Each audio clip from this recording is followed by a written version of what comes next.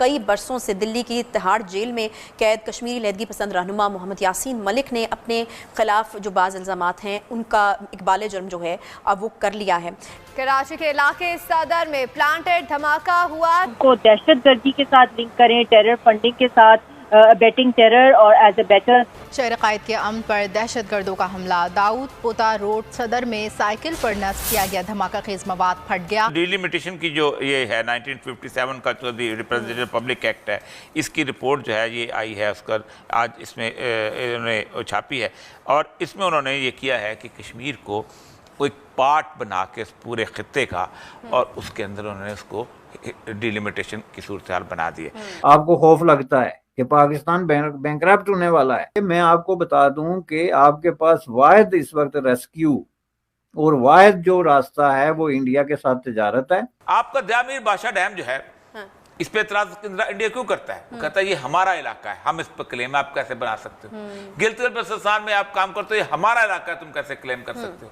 नीलम Jhelum project तुम करते हो, ये हमारा इलाका है, तुम क्यों करते हो? और अच्छी बात जो मैं कम से कम इंडिया मीडिया की एक बात ये कहूँगा कि उनकी नेशनल पॉलिसी कम से कम मिशन रिपोर्ट और भारतीय इकदाम के खिलाफ पेश की गई करारदाद थी जो उनकी तरफ से पेश की गई, उसको मुत्तफ़िक़ा तौर पर जो है वो मंजूर कर लिया गया। दूसरी तरफ इंडियन मीडिया ने अदालती ज़राए के हवाले से इंकशाफ किया है कि कई बरसों से दिल्ली की तिहाड़ जेल में कैद कश्मीरी लहदगी पसंद रहनुमा मोहम्मद यासीन मलिक ने अपने खिलाफ जो बाज़ इल्ज़ामात हैं उनका इकबाल जुर्म जो है अब वो कर लिया है।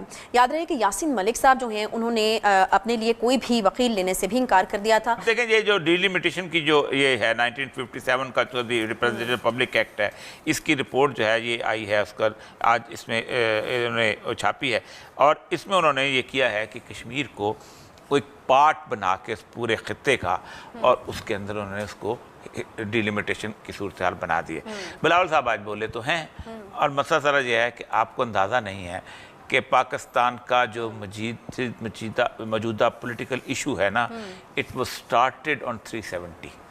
आपको शायद याद नहीं कि पूरे पाकिस्तान के साफियों को एक दफ़ा बुलाया गया था और कहा गया था कि हम इसको इंडिया के साथ सुलह शुलह करना चाहते हैं और ये करना चाहते हैं, और वो ख़ास तौर पे उस वक्त बाजवा साहब ने खुद बुलाया था और उसके बाद हुआ ये था कि इसमें बड़ा पोन ऑफ कंटेंशन बनी और शोर शार मचा। अब इस वक्त ये जो मशाल मलिक ने कहा है ना, बड़ी अहम बात है। पाकिस्तान जिस क्राइसिस के अंदर घुस चुका हुआ है, अब कश्मीर जो है ये सिर्फ पाकिस्तान का इशू नहीं रह गया, ये रीजनल इशू बन गया हुआ है, ये चाइना का इशू भी है क्योंकि Kashmir is directly associated with CPEC. Ladakh की जो लड़ाई है, लद्दाख के बारे में इन्होंने गलती सबसे बड़ी ये की कि लद्दाख को इंडिया का हिस्सा बना दिया। पहले वो आज़ाद कश्मीर का आज़ाद एक कुछ रियासत का स्टेटस था, वो इंटरनेशनल बाउंड्री कंसिडर नहीं होती थी। सी पैक सारा कुछ वापसता है कश्मीर के साथ। आपका दयामीर बादशाह डैम जो है इस पे एतराज इंडिया क्यों करता है? वो कहता है ये हमारा इलाका है, हम इस पर क्लेम आप कैसे बना सकते हो? गिलगित बल्तिस्तान में आप काम करते हो, ये हमारा इलाका है, तुम कैसे क्लेम कर सकते हो? नीलम झेलम प्रोजेक्ट तुम करते हो, ये हमारा इलाका है, तुम क्यों करते हो? इसी तरह वो जब करते हैं वो कहते हैं हमारा इलाका है। तो जब तक कश्मीर इशू सेटल नहीं होता, ना पाकिस्तान की इकोनॉमिक लाइफ बेहतर हो सकती है, ना पाकिस्तान की पॉलिटिकल लाइफ बेहतर हो सकती है, ना पाकिस्तान की इंटरनेशनल। अच्छा, और इसके बाद मुत्तफ़िक़ा करारदाद मंजूर हुई, फिर ख़त भी लिखा है अक़वाम मुत्तहिदा को बिलावल साहब की जानिब से, तो क्या हैसियत है? क्योंकि इंडियन मीडिया को तो बड़ी मिर्चें लगी हुई हैं, हम देख रहे हैं कितना शोर वावेला हो रहा है।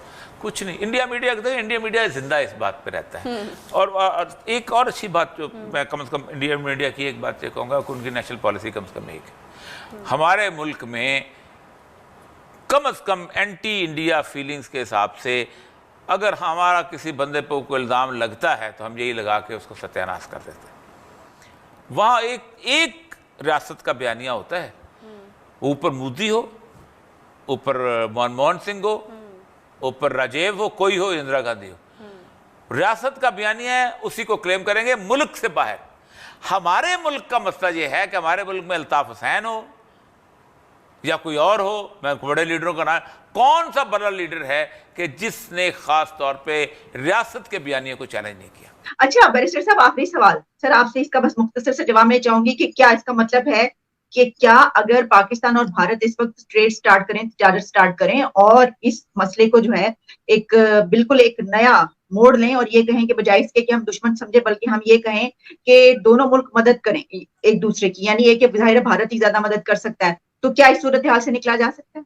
बिल्कुल, और उसकी मैं आपको वजह बताता हूँ। पाकिस्तान जो है वो गुज़श्ता 70 साल से जो चल रहा है वो वेस्ट के पैसे पे चल रहा है, और खुसूसन यूनाइटेड स्टेट ऑफ अमेरिका जो नकद इमदाद वो उनको दे रहे हैं मिलिट्री मदद से या दहशतगर्दी के खिलाफ या जो भी आप नाम ले लें, लेकिन 1949 से लेके तो बिलियंस ऑफ डॉलर जो आए हैं उस पे पाकिस्तान चलता रहा। उसमें जो कमी थी वो या तो अरब कंट्रीज पूरी करती रही हैं या IMF और वर्ल्ड बैंक के कर्जे पूरे करते रहे हैं, और आखिर में गुज़श्ता 7-8 सालों से चीन का भी उसमें जो है एक हिस्सा आया है।